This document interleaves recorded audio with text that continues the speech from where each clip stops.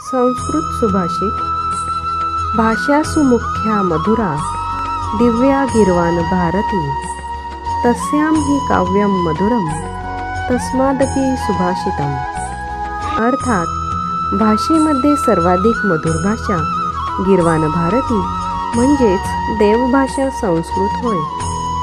संस्कृत साहित्यात सर्वात मधुर काव्य आहे आणि काव्यात सर्वात मधुर सुभाषित आहे।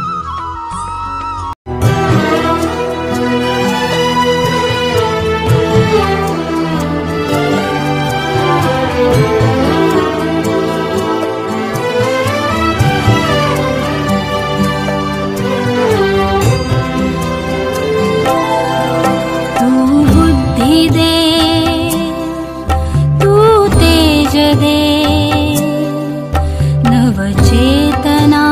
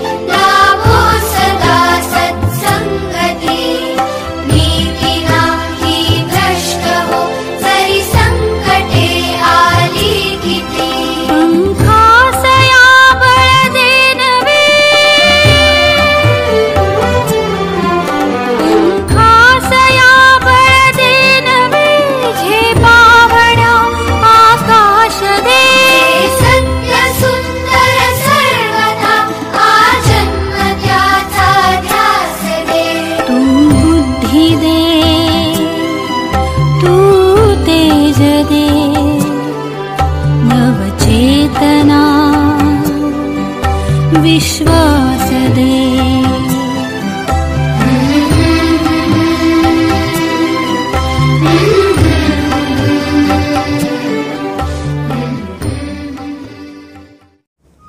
संस्कृत प्रतिज्ञा।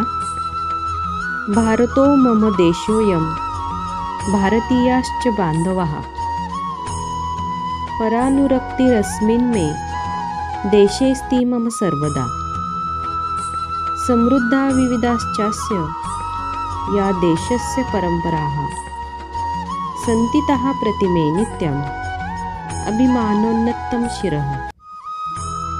प्रयतिष्ये सदा चाहम् आसादयितुं मर्हताम् येन तासां भविष्यामि श्रद्धायुक्तः पदानुगः।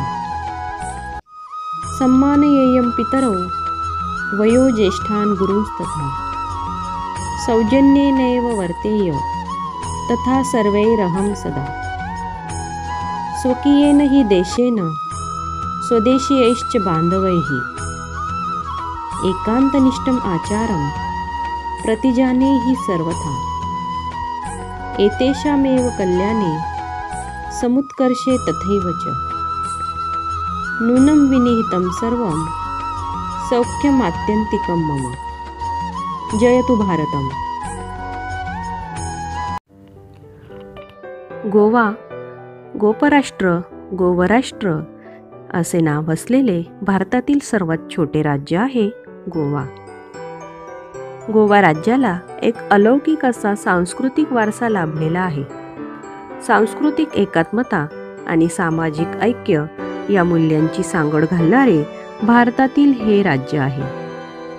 गोवा हे भारतातील क्षेत्रफळाच्या दृष्टीने सर्वात छोटे व लोकसंख्येच्या दृष्टीने चौथे छोटे राज्य आहे। ते भारताच्या पश्चिम किनारपट्टीवर असून त्याच्या उत्तरेला महाराष्ट्र, पूर्व व दक्षिणेला कर्नाटक ही राज्ये तर पश्चिमेला अरबी समुद्र आहे। गोव्याचे क्षेत्रफळ 3702 चौरस किलोमीटर एवढे असून लोकसंख्या 14,57,723 एवढी आहे। कोकणी व मराठी या येथील प्रमुख भाषा आहेत। तसेच शेती व मासेमारी हे गोव्यातील प्रमुख उद्योग आहेत। येथे प्रामुख्याने तांदूळ व कडधान्याचे पीक घेतले जाते। गोव्याची साक्षरता जास्त म्हणजे 87.04% एवढी आहे। गोव्यात मॅंगनीज, लोह व बॉक्साईट ही खनिजे आढळतात। पणजी हे शहर गोव्याची राजधानी असून राज्यातील सर्वात मोठे शहर असलेले वॉस्को व पोर्तुगीजांचा ऐतिहासिक प्रभाव असलेले मडगाव ही इतर महत्त्वाची शहरे आहेत। इसवी सनाच्या 15व्या शतकात पोर्तुगीजांनी व्यापाराच्या निमित्ताने गोव्यात पाऊल ठेवले व लवकरच हा प्रदेश काबीज केला। 1961 मध्ये भारताने गोवा मुक्त करेपर्यंत सुमारे 450 वर्षांच्या दीर्घ कालावधीकरिता गोव्यावर पोर्तुगीजांचा अंमल राहिला। निसर्ग सौंदर्याबद्दल प्रसिद्ध असलेल्या समुद्र किनाऱ्यांमुळे गोवा हे देशी परदेशी पर्यटकांचे आकर्षण असून पर्यटन हा येथील एक महत्त्वाचा व्यवसाय आहे। गोवा हे प्राचीन मंदिरे व वैशिष्ट्यपूर्ण स्थापत्यकलेबद्दल देखील प्रख्यात आहे। बॅसिलिका ऑफ बॉम जीझस हे आशियातील सर्वात मोठे ख्रिश्चन यात्रास्थळ गोव्यातच आहे। सह्याद्रीच्या कुशीत वसल्यामुळे गोव्यामध्ये भरपूर जैवविविधता आहे। निसर्गरम्य ठिकाण अशी भारतात गोव्याची विशेष प्रसिद्धी आहे। गोवा हा साहित्य आणि कला याने समृद्ध आहे। गोव्यामध्ये पोर्तुगाली संस्कृतीचा विशेष पगडा दिसून येतो। ख्रिश्चन आणि हिंदू परंपरांची सरमिसळ विशेष जाणवते। गोव्यात गणेशोत्सव, शिमगा, दसरा, दिवाळी या सणांबरोबरच नाताळ हा सणसुद्धा तेवढ्याच उत्साहात साजरा केला जातो। गोव्यातील प्रमुख समुद्रकिनाऱ्यांमध्ये कोलवा, दोनापावला, मिरामार, कळंगूट, हंजुने, पाळोळे, वागातोर, हर्मल, बागा आणि मोर्जी या समुद्रकिनाऱ्यांचा समावेश होतो। तसेच भगवान महावीर अभयारण्य, बोंडला अभयारण्य, खोतीगाव अभयारण्य, सलीम अली पक्षी अभयारण्य ही अभयारण्ये आहेत. तसेच दूधसागर धबधबा, आग्वाद किल्ला, मये तलाव, केसरव्हाळ, मोवाचोगुनो आणि नेत्रावली धबधबा हे देखील प्रसिद्ध आहेत.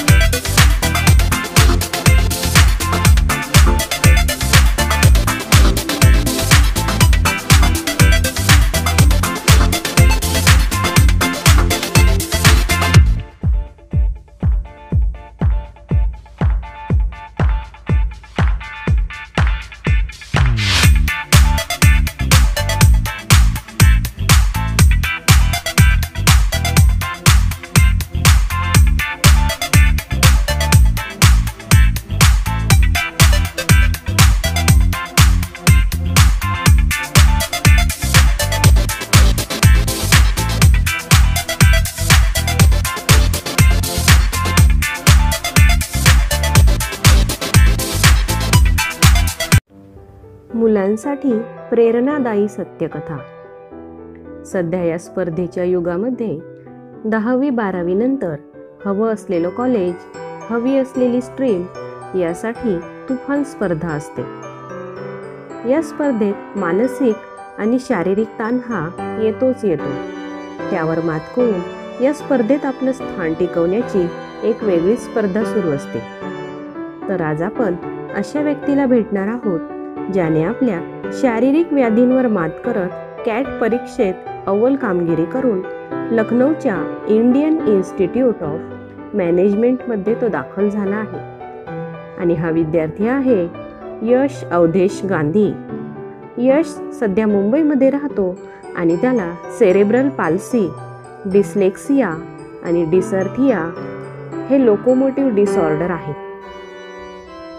या आजारामुळे व्यक्तीच्या बोलण्यासाठी जे मांसपेशी कार्यरत असतात त्या कमकुवत होतात. त्यामुळे लिहिता न येणे, वाचता न येणे यासारख्या समस्या निर्माण होतात. लिहिणे वाचणे या सामान्य कामांमध्ये सुद्धा या व्यक्ती अपयशी ठरतात. या आलेल्या अडचणीशी सामना करून यश गांधी याने IIM या शैक्षणिक वर्ष 2021च्या घेण्यात आलेल्या कॅट परीक्षेत 92.5 गुण मिळवले. कोरोनामुळे सगळे शैक्षणिक संस्था या ऑनलाईन चालू आहेत. तर यशसुद्धा IIM लखनौच्या आपल्या वर्गात व्हर्च्युअली आपल्या घरातूनच सहभागी होत आहे. त्याच्या एका मुलाखतीत यश सांगतो, संख्या आणि आकडेमोड करण्यासाठी त्याला अनेक समस्यांना तोंड द्यावं लागत होतं. त्यासाठी त्याला जास्त मेहनत घ्यावी लागत होती. क्वांटिटेटिव्ह ॲबिलिटी सारख्या प्रकारात तर तो इतरांच्या बाबतीत भरपूर मागे होता. पण तरीही त्याने त्यावर विशेष मेहनत घेऊन त्याने प्रावीण्य मिळवले. आपण इतरांच्या बाबतीत थोडे मागे आहोत हा न्यूनगंड मागे सोडून अभ्यासावरच लक्ष केंद्रित केल्याने यशने हे यश मिळवलेले आहे. यशला परीक्षेत लिहिण्यासाठी रायटरची मदत घ्यावी लागायची, कारण या आजारामुळे शरीरावर पण त्याचा परिणाम दिसून येत होता आणि त्याला पेपर लिहिणे शक्य होत नव्हते. असं असूनही मुंबईच्या लोकलमधून प्रवास करण्याचे धाडस तो करत असे. यश व्यवस्थित बोलू शकत नव्हता, पण आपले विचार आणि आपल्या भावना तो स्पष्टपणे जाहीर करू शकतो. यशने मुंबईमधल्याच मिठीबाई कॉलेजमधून आपलं कॉमर्समधून पदवी शिक्षण पूर्ण केलं. पदवीच्या दुसऱ्या वर्षात असल्यापासून त्याने कॅटच्या प्रिपरेशनला सुरुवात केली होती. त्याने घेतलेली जबरदस्त मेहनत वाया गेलीच नाही, तर त्याने कॅट ही परीक्षा क्रॅक केली, म्हणजेच त्यात घवघवीत यश मिळवले. लहानपणीच त्याच्या या आजाराचे निदान झाले होते, पण त्याला विशेष शाळेत घालण्याऐवजी त्याच्या पालकांनी त्याला सामान्य मुलांसोबत सामान्य शाळेत पाठवले.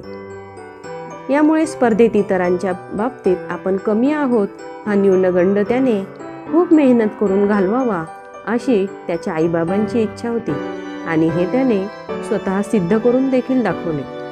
एक वेळ अशी आली होती की आपल्याने हे होणार नाही या भीतीने यशने माघार घ्यायचे ठरवले, पण त्याच्या आईने त्याला उमेद दिली. तो पदवीधर होईपर्यंत त्याची मेहनतीची आठवण त्याची आई त्याला सतत करून देत असे. जर तो एवढ्यावर येऊ शकतो तर ही परीक्षा पण नक्की पास करू शकतो. आईच्या या प्रेरणेमुळेच तो यश पुन्हा अभ्यासाला लागला आणि यशस्वीपणे परीक्षा पास पण झाला. यशचे शिक्षक म्हणतात, यश हा त्यांच्यासाठी विशेष होता. हा त्याच्या आजारामुळे नव्हे तर त्याच्या हुशारीमुळे. त्याचे मार्क्स बघून तुम्हाला वाटणार नाही की हा या विविध आजारांनी ग्रस्त आहे. त्यांचं हे यश म्हणजे धैर्य आणि कमिटमेंटची एक आदर्श कथा आहे. त्याने कधी हरणे स्वीकारले नाही. आपली कमी पडती बाजू त्याने नेहमी जास्त मेहनत करून भरून काढली आहे. विशेष म्हणजे पदवी परीक्षेत यश हा टॉप 5 म्हणजे टॉप 5 विद्यार्थ्यांमध्ये आहे. यावरूनच त्याची पात्रता आणि गुणवत्ता सिद्ध होते. आपल्याला काही जमणार नाही, ते आपल्याला अशक्य आहे यासारखे नकारार्थी विचार करणाऱ्यांसाठी यश गांधी हा नक्कीच प्रेरणा घेण्यासारखी व्यक्ती आहे. Hi friends, my name is Aditya Deepak Pawar. I am second standard. Experiment name: a candle also need oxygen to burn. Sahitya: a candle, a glass, a matchbox, a plate, a glass of water. I will keep the candle in the middle of the plate. Then I will light it. Now, candle is lighted and burning okay. See, the candle is burning. Then I will pour all water in the plate.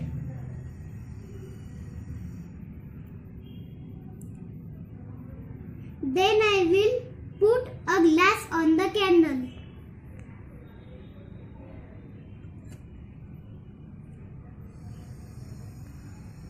Let us see. The candle is burning stop because oxygen is finished and level of water is increased in the glass. Thank you. Stay home, stay safe.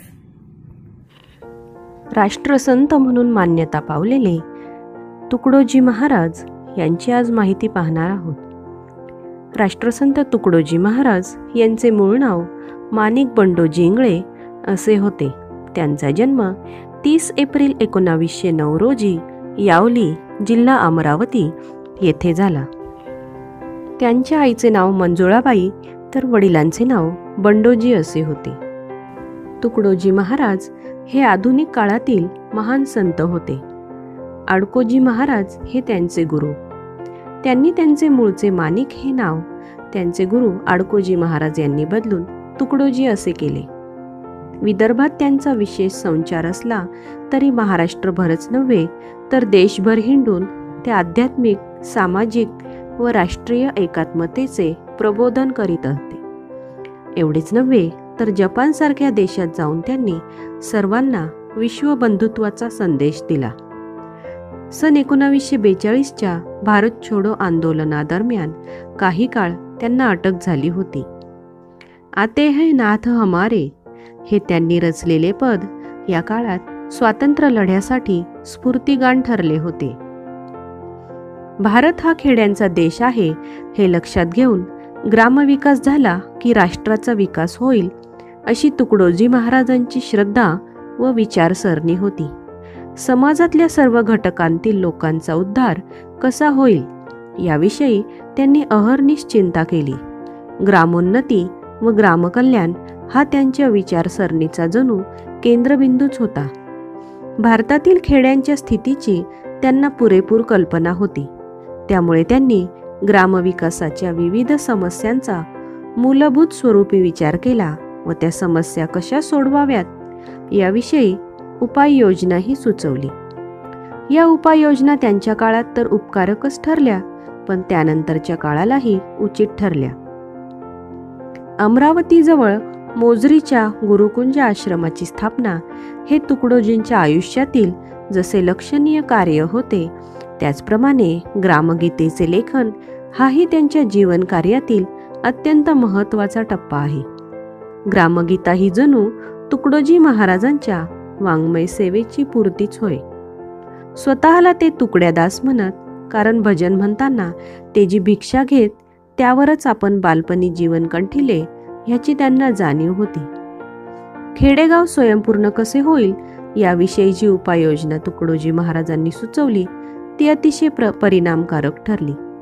ग्राम हे सुशिक्षित व्हावे, सुसंस्कृत व्हावे, ग्रामोद्योग संपन्न व्हावेत, गावानेच देशाच्या गरजा भागवाव्यात, ग्रामोद्योगांना प्रोत्साहन मिळावे, प्रचारकांच्या रूपाने गावाला नेतृत्व मिळावे असा त्यांचा प्रयत्न होता. त्याचे प्रतिबिंब ग्रामगीतेत उमटले आहे. देवभोळेपणा, जुनाट, कालबाह्य अंधश्रद्धा नाहीशा व्हाव्यात याविषयी त्यांनी अविरत प्रयत्न केले. सर्व धर्म समभाव हेही या राष्ट्रसंताच्या विचारविश्वाचे एक वैशिष्ट्य होते. त्यासाठी तुकडोजी महाराजांनी सामुदायिक सर्वधर्मीय प्रार्थनेचा आग्रहपूर्वक पुरस्कार केला. तुकडोजी महाराज हे विवेकनिष्ठ जीवनदृष्टीतून एकेश्वरवादाचा पुरस्कार करत असत. धर्मातील अनावश्यक कर्मकांडाला त्यांनी फाटा दिला होता. आयुष्याच्या शेवटापर्यंत त्यांनी आपल्या प्रभावी खंजिरी भजनाच्या माध्यमातून त्यांना अभिप्रेत असलेल्या विचारसरणीचा प्रचार करून आध्यात्मिक, सामाजिक, राष्ट्रीय प्रबोधन केले. स्वातंत्र्याच्या चळवळीत भाग घेतला म्हणून त्यांनी कारावास देखील भोगला होता. अखिल भारतीय पातळीवर त्यांनी साधू संघटनेची स्थापना केली. महिलोन्नती हाही तुकडोजी महाराजांच्या विचारविश्वाचा एक लक्षणीय पैलू होता. कुटुंब व्यवस्था, समाज व्यवस्था, राष्ट्रव्यवस्था ही स्त्रीवर कशी अवलंबून असते हे त्यांनी आपल्या कीर्तनातून समाजाला पटवून दिले. त्यामुळे स्त्रीला अज्ञानात व दास्यात ठेवणे कसे अन्यायकारक आहे हे त्यांनी अत्यंत प्रभावीपणे पटवून दिले. देशातील तरुण हे राष्ट्राचे भावी आधारस्तंभ, ते बलोपासक असावेत, म्हणजे ते समाजाचे व राष्ट्राचे संरक्षण करू शकतील, ते नीतिमान व सुसंस्कृत युक्त कसे होतील याविषयी उपदेशपर व मार्गदर्शनपर लेखन तुकडोजींनी केले.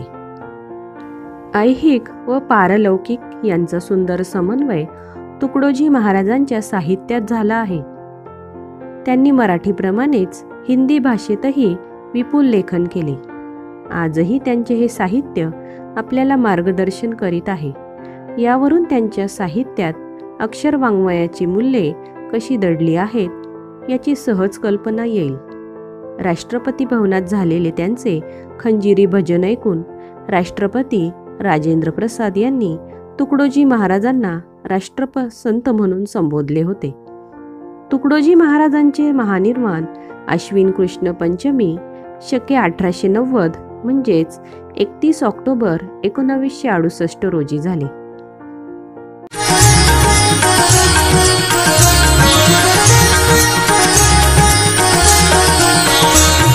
राजासजी महाले सौखे कुणा मिळाले, राजासजी महाले सौखे कुणा मिळाली, ती सर्व प्राप्त झाली या झोपडीत माझा, या झोपडीत माझ्या.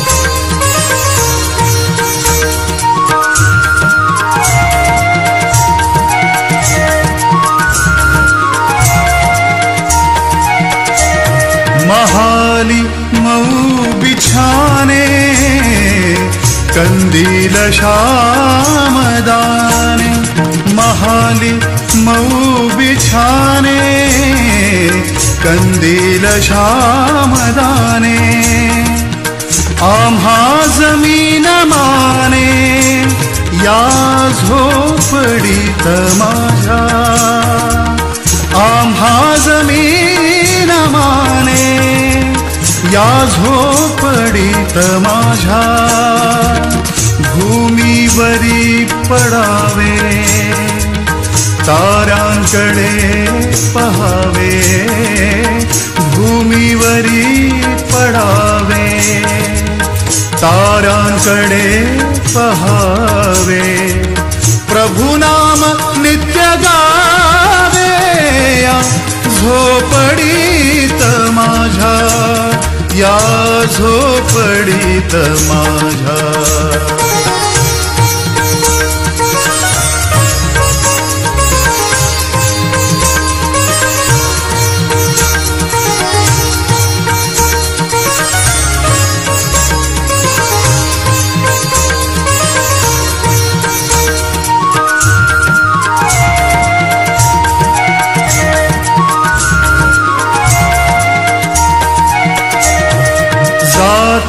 तया महाला मत जाव शब्द आला, जाता तया महाला मत जाव शब्द आला, भीती न यावयाला या झोपडीत माझ्या, भीती न यावयाला या झोपडीत माझ्या.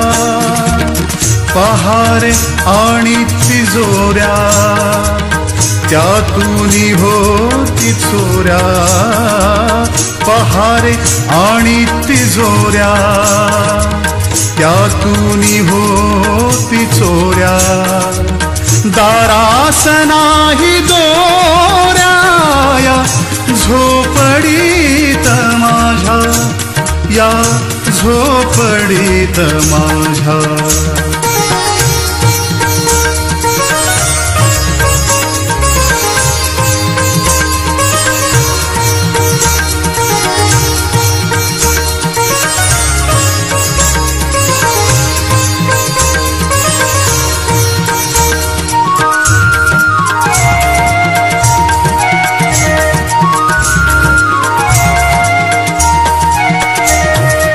येता तरी सुखे या, जाता तरी सुखे जा, येता तरी सुखे या, जाता तरी सुखे जा. कोणावरी न बोझा या झोपडीत माझ्या, कोणावरी न बोझा या झोपडीत माझ्या.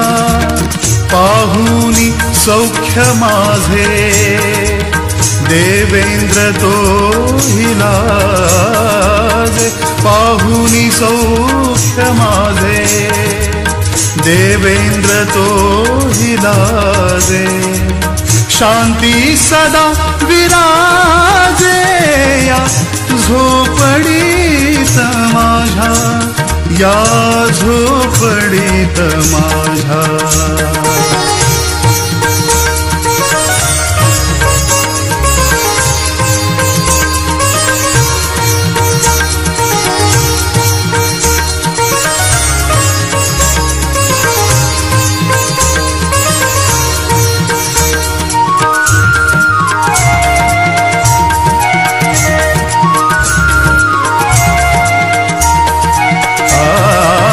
वाडे महाल राणे केले अनंत जाने, वाडे महाल राणे केले अनंत जाने.